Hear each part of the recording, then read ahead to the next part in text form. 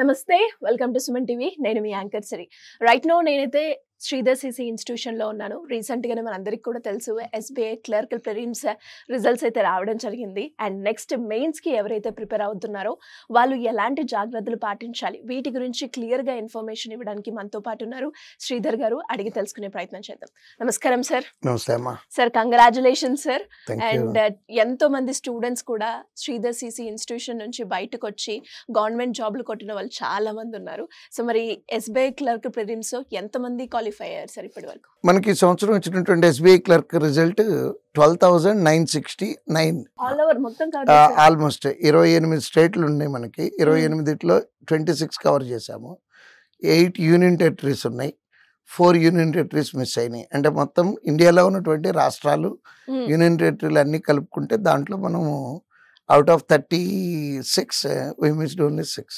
Super sir అంటే ఒకసారి last year ఎలా ఉంది సార్ దీన్ని లాస్ట్ ఇయర్ వచ్చింది 1111 ఇట్స్ ఫ్యాన్సీ నెంబర్ చూడటానికి రైట్ అయితే లాస్ట్ ఇయర్కి డిఫరెన్స్ ఏంటంటే లాస్ట్ ఇయర్ ఉన్న వేకెన్సీలు 13,000 ఆర్డ్ ఓకే బట్ ఈ ఇయర్ వచ్చిన వేకెన్సీలు 5,000 ఆర్డే సో వేకెన్సీస్ ఆల్మోస్ట్ 40 to 50% పైన తగ్గిపోయినాయి అమ్మా తగ్గినా కూడా మన రిజల్ట్ పెరిగింది సో నెక్స్ట్ మీరు అడిగినటువంటి క్వశ్చన్ యాక్చువల్గా స్టూడెంట్స్కి బాగా అవసరమైనటువంటి క్వశ్చన్ ప్రిలిమ్స్ స్ట్రాటజీ వేరు మెయిన్ స్ట్రాటజీ వేరు ప్రిలిమ్స్ వచ్చేటప్పటికి స్పీడ్ టెస్ట్ అంటే ఆ కట్ ఆఫ్ మార్క్ వచ్చేటప్పటికి 60%, 70%, 80% రేంజ్లో కూడా ఉంటుంది కానీ మెయిన్స్కి వచ్చేటప్పటికి కట్ ఆఫ్లు తక్కువ ఉంటాయి అమ్మా సో ఎక్కువ ఫోకస్ చేయాల్సింది ఏంటంటే స్టూడెంట్స్ ఏ సెక్షన్లో అయినా సరే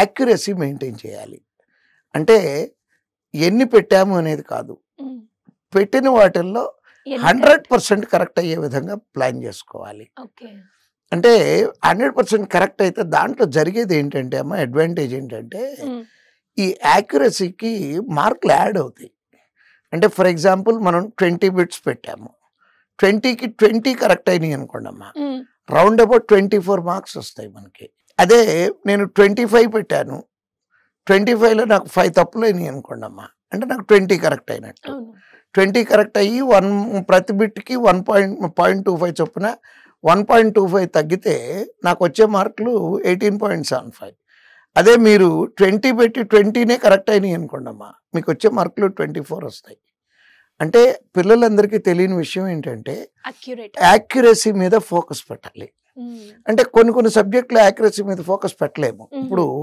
ఫర్ ఎగ్జాంపుల్ ఇంగ్లీష్ ఉంది అనుకోండి అమ్మా ప్రతి ఆన్సర్ కరెక్టే అనిపిస్తుంది కాబట్టి దానికి మనం ఏం చేయలేము అలానే జిఎస్ అంటే కరెంట్ అఫైర్స్ ఈ జనరల్ సైన్స్ వాటిల్లో కూడా మనం పెట్టిన ప్రతి ఆన్సర్ కరెక్ట్ అనుకునే పెడతాము కానీ రీజనింగ్ అర్థమెటిక్లో ఈ రెండిట్లో కూడా 100% అంటే చెప్పి లేచి రావాలనే మాట మాట్లాడతానేనంటే ఎగ్జామ్లో మనం ఎన్ని బిట్లు మనకి రిజల్ట్ వచ్చాక ఎన్ని వచ్చినాయో చూసుకోవటం కాదు నాకు ఇన్ని వస్తాయి చూసుకోండి ఆ కాన్ఫిడెంట్గా చెప్పి లేచి వచ్చే పరిస్థితి కావాలమ్మా అంటే ప్రాక్టీస్లోనేనమ్మా మనం ముందు నుంచి ప్రాక్టీస్ చేస్తూ ఉండాలి ఎట్లా అంటే ఎన్ని ఎక్కువ పెట్టామనేది కాదు పెట్టినవి 100% కరెక్ట్ అవ్వాలి ఒకవేళ మనం ప్రాక్టీస్ టెస్ట్లో ఒక బిట్ మిస్ అయ్యామనుకుందాము క్రిటికల్ అనాలిసిస్ చేసుకోవాలి మనం ఆ బిట్ ఏ కారణంతో తప్పు అయింది అంటే కారణాలు ఏముంటాయండి అని మీరు అడగచ్చు అక్కడ ఉండే కారణాలు ఏమవుతాయి అంటే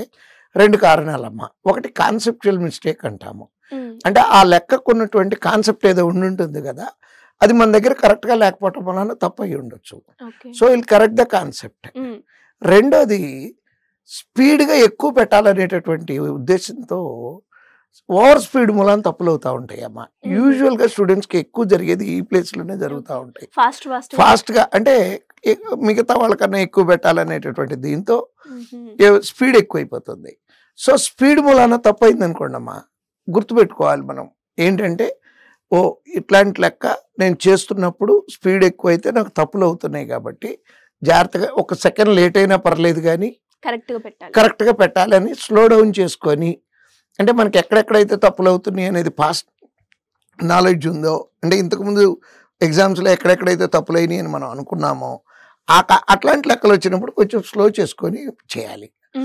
next last 4-5 years cut off మార్కులు కూడా చెక్ చేసుకోవాలమ్మా వాళ్ళు. అంటే నా టార్గెట్ ఎంత, నేను ఏ స్టేట్కి అప్లై చేశాను. అంటే నేను ప్రతి వీడియోలో ఇదే చెప్తే విసుగ్గా అనిపిస్తుందేమో కానీ మోస్ట్ ఇంపార్టెంట్ పాయింట్ అమ్మా ప్రతి ఎగ్జామ్కి కూడా ఇది. మనం ఏ స్టేట్కి అప్లై చేసాం. ఫర్ ఎగ్జాంపుల్ నేను ఏపీకి అప్లై చేశాను అనుకోండి, నా కేటగిరీ జనరల్ కేటగిరీ అనుకోండి. ఏపీకి జనరల్ కేటగిరీకి గడిచిన 5 సంవత్సరాలుగా మార్కులు ఎట్లా ఉన్నాయి, దాన్ని బట్టి నాకు ఎన్ని వస్తే ఈ సంవత్సరం రావడానికి అవకాశం ఉంటుంది. సో అది టార్గెట్ పెట్టుకొని ఎగ్జామ్ రాయాలి. అంతేగాని ఉన్న 200 బిట్లు పెట్టేద్దాం అనుకొని 200కి 200 పెట్టామనుకోండి అమ్మా, తప్పులు ఎక్కువైపోతాయి.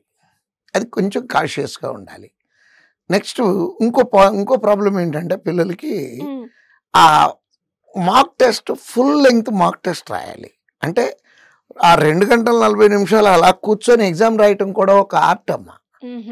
కదలకుండా మెదలకుండా 2 hours 40 minutes ఎగ్జామ్ రాయటం కూడా ప్రాక్టీస్ చేయాలి. దాంతోపాటు మనకున్న టైము ఇంకా 8 రోజులు టైం ఉంది వాటి నుంచి కౌంట్ చేసుకుంటే.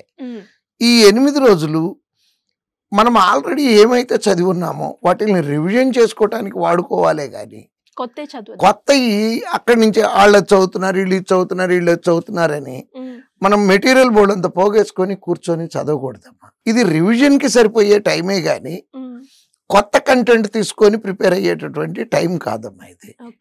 సో ఈ జాగ్రత్తలన్నీ తీసుకుంటే సక్సెస్ అవటం చాలా తేలిక అవుతుందమ్మా. సార్ మీరు అన్నట్టుగానే ఇప్పుడు ఏ డేట్స్ అనేది చాలా క్రూషియల్. సో రివిజన్ చేయాలి అని చెప్పారు, దాంతో పాటు ఇంకేం చేయాలి అంటారు? అంటే రివిజన్ చేసే సబ్జెక్టు ఒక జనరల్ స్టడీస్, జనరల్ నాలెడ్జ్ ఏనమ్మా. జనరల్ నాలెడ్జ్ రివిజన్ చేస్తూ కనీసం ప్రతిరోజు ఒక ఫుల్ లెంగ్త్ మాక్ టెస్ట్ రాయాలి. 8 రోజులు రాస్తే అక్కడ కూర్చొని రాసే అలవాటు అనేది వస్తుంది.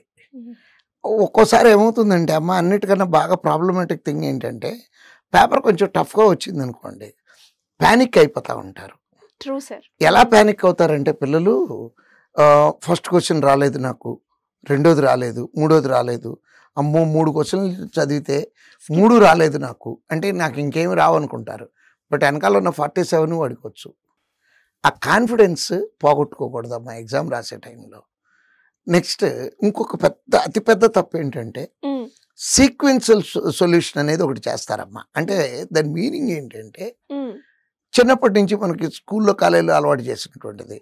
ఫస్ట్ క్వశ్చన్ రాశాక రెండో క్వశ్చన్ ఆన్సర్ చేయాలి, రెండోది రాశాక మూడోది ఆన్సర్ చేయాలి, మూడోది ఆన్సర్ చేశాక నాలుగోది, ఇట్లా వరుసలో అలవాటు చేస్తారు. ఒకవేళ ఎప్పుడైనా ఏదైనా రాలేదనుకోండి, టీచర్ మనకి ఏం చెప్పారంటే గుర్తెచ్చుకునేదాకా ఆగండి, కాసేపు ఆగి గుర్తెచ్చుకొని ఆ లెక్క చేసి తర్వాతకి వెళ్ళండి అన్నారు. కానీ ఇక్కడ చేయకూడదమ్మా, ఎందుకంటే టైం బాగా వాల్యుబుల్, టైం సరిపోదు మనకి. అందుకని సీక్వెన్షియల్ సొల్యూషన్ కాకుండా ఎక్కడైనా ఒక బిట్ మనకు వచ్చు, 2 కేటగిరీలు రాదు, రాంది ఎడితిరిగి వదిలేసి వెళ్ళిపోవాలి. పోరాటం అయితే చేయకూడదు, ఫైట్ చేయకూడదు. లెక్కతో ఎగ్జామ్లో కూర్చొని ఉన్న టైంలో ఫైట్ చేయకూడదు. అది ఫస్ట్ది.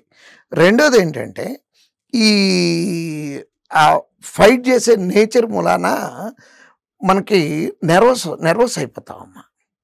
అంటే టెన్షన్ వచ్చేస్తుంది, టైమర్ ఏమో రన్ అవుతూ ఉంటుంది. ఆ టెన్షన్ వచ్చేసి ఏమవుతుందంటే తర్వాత బిట్ వచ్చింది కూడా పోగొట్టుకుంటామమ్మా. అందుకని సీక్వెన్షియల్ సొల్యూషన్ కాకుండా మనకి పేపర్ చివరి దాకా చూసుకుంటూ వెళ్ళిపోయి బాగా ఏమొచ్చో అవి చేస్తే సరిపోతుంది. నిజంగా చెప్తున్నాను, 30 సంవత్సరాల అనుభవంతో చెప్తున్నాను, పిల్లలకి చాలా వచ్చనే విషయం వాళ్ళకి తెలియదు. క్వశ్చన్ కొంతమంది అయితే చివరిలో ఉన్న 10-15 క్వశ్చన్లు చదవకుండానే ఎగ్జామ్ నుంచి లేచి వస్తారు. అది జరుగుతుంది, అది జరగకూడదు. అంటే ఎగ్జామ్కి మనకు సెక్షన్కి ఉన్నటువంటి టైంలో అన్ని క్వశ్చన్లు చూసి ఏం చేయగలమో చెయ్యాలి. అంతే తప్పించి వచ్చినవి అన్ని 1-2 వస్తే ఫస్ట్లో చేసుకుంటూ టైం వేస్ట్ చేసుకుంటూ మటుకు చేయకూడదు. అదొక్కటి జాగ్రత్తలు తీసుకోవాల్సి ఉంటుందమ్మా. Great sir, thank you so much. Thank you.